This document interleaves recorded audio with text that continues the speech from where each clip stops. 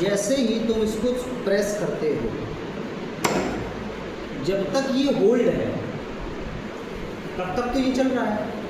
इसको हम छोड़ देते हैं तो ये बंद हो जाता है। यानी कि मुझे इसको प्रेस करता हूँ मैं अगर, ये क्यों है, ये क्या है हमारा, ये हमारा एलो यानी कि स्टार्ट बटन।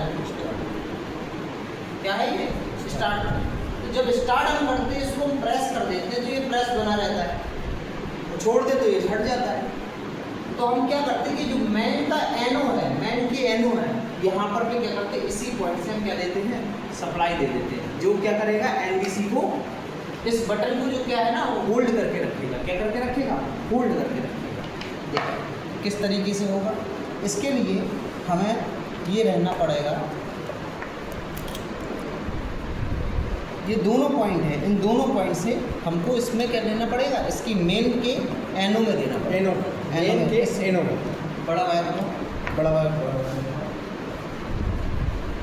दोनों अलग अलग वायर देंगे, बस काटना नहीं है, जरूरत नहीं है बड़ा वायर काटने की। हमें दो वायर इसको समझ के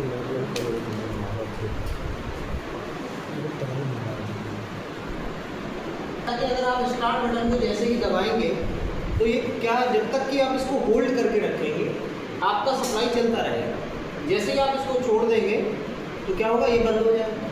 तो उसको रोकने के लिए, यानी कि इस पुश बटन को होल्ड करने के लिए हम क्या करते हैं, मेन के एनो में क्या करते हैं, इसी पॉइंट से सप्लाई दे देते हैं। तो ये जो मेन का एनो आपको दिखाई दे रहा है, मेन का जो एनो है, ये दोनों, तो ये जी आपका ये क्या है, ये आपका है एनो बटन। क्या है, एनो बटन। तो एक वायर जी देखिए एनो से इससे शॉर्ट है और दूसरा वायर इससे शॉर्ट, इससे सप्लाई होते हुए एनो को मिलती है। किसको मिलती है, एनो को मिलती है।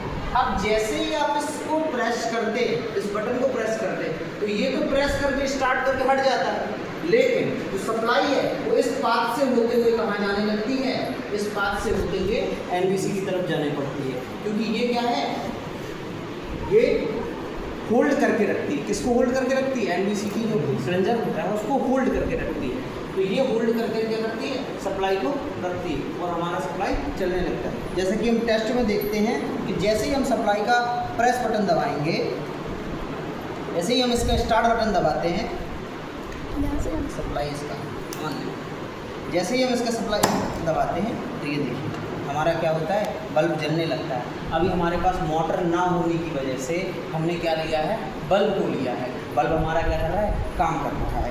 अब जैसे ही हम इसका एनसी बटन दबाते हैं तो ये क्या कर देता है, सप्लाई को कट कर देता है। इस तरीके से डीओएल स्टार्टर क्या करता है, काम करता है। अब डीओएल स्टार्टर चलाने के लिए, या डीओएल मोटर जो होती है वो 5 HP तक की मोटर को उपयोग करते हैं।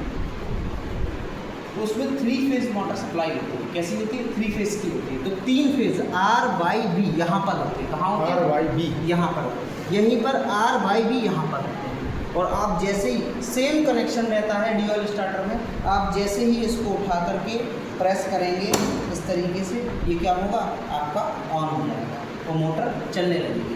एज्यूम करिए कि ये मोटर है और मोटर अभी चल रही है, यानी कि राउंड कर रही है, यानी चल रही है। तो जैसे ही आप इसका एनसी बटन दबाते हैं तो क्या हो जाता है, ये बंद हो जाता है। इस तरीके से हमारे घर में जितने भी इक्विपमेंट होते हैं डीओएल स्टार्टर वाले, इसी वायरिंग के हिसाब से बने हुए हैं।